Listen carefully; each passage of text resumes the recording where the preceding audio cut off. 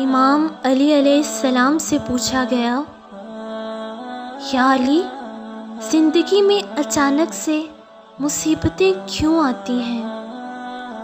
تو امام علی علیہ السلام نے فرمایا، اے بندے خدا، ان 9 چیزوں سے اچانک سے مصیبت آ جاتی ہے اور اللہ ناراض ہو جاتا ہے۔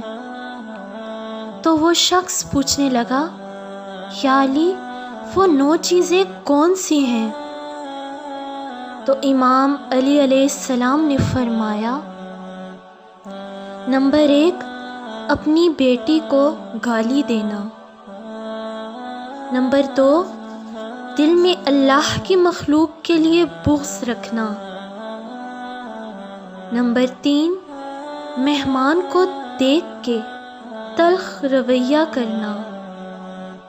نمبر 4، اذان کے وقت کام میں مصروف رہنا۔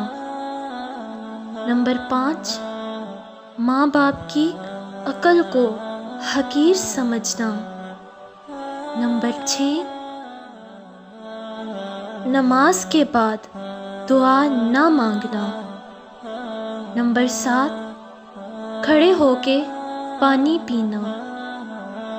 نمبر 8، دسترخوان پہ زور زور سے ہنسنا اور باتیں کرنا۔ اور نمبر 9، وضو کی حالت میں کفر کے الفاظ ادا کرنا۔